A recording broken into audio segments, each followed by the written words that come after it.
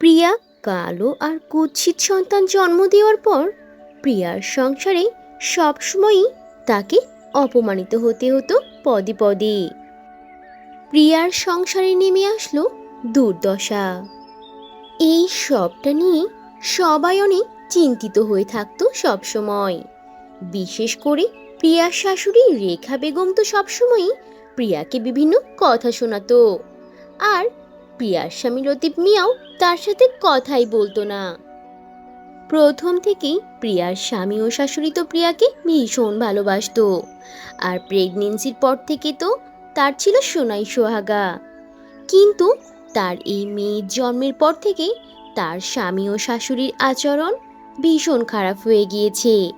আর অবহেলা বেড়ে গিয়েছে আকাশ সমান। এই সব কিছুর কারণে প্রিয়ারও তার মেয়ের প্রতি অবহেলা বাড়তে থাকে।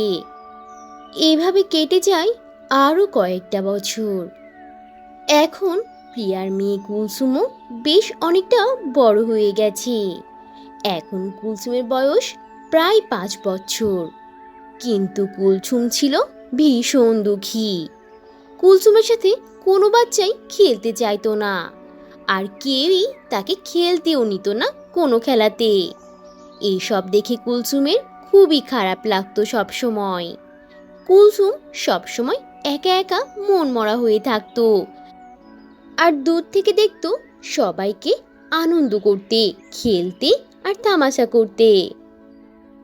এমনই একদিন কুলসুম বাইরে থেকে ভীষণ মন খারাপ করে ছুটে এসে তার মাকে বলে, মা, মা, ও মা, শোনো না, কেউই আমাকে খেলতে নিতে চায় না। আর সবাই আমাকে কালির কয়লা বলে ডাকে কেন মা? আর আমার দাদিমাও তো আমাকে কুৎসিত বলে ডাকে কেন মা? কেউ আমাকে কেন নাম ধরে ডাকে না? আমারও তো একটা সুন্দর নাম আছে। কেন মা, সবাই কেন এমন করে? আমি কালো বলে? কিন্তু আমি কালো, এতে আমার কি দোষ বলো না মা? আমারও তো একটুও ভালো লাগে না সবার এত গালমন্দ, এত খারাপ কথা, খারাপ ব্যবহার। ও মা, মা, বলো না, আমি কি করব? কি করলে সবার ভালোবাসা পাবো মা?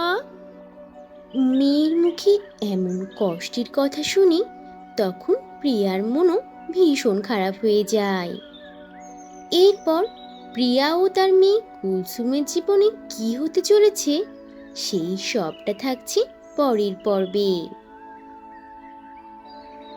তো বন্ধুরা, এই ছিল আজকের গল্প। গল্পটি থেকে কি শিক্ষা পেলে তা অবশ্যই কমেন্ট করে জানাবে। আর ভালো লেগে থাকলে একটা লাইক করে দেবে।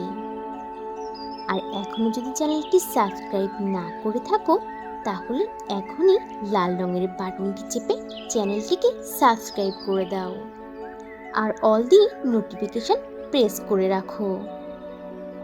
তাহলে বন্ধুরা, আজ এখানেই শেষ করছি। আবার দেখা হবে নতুন কোনো ভিডিওতে, নতুন কোনো গল্প নিয়ে। সে পর্যন্ত তোমরা সবাই ভালো থাকবে আর নিজেদের প্রতি খেয়াল রাখবে। আল্লাহ হাফিজ।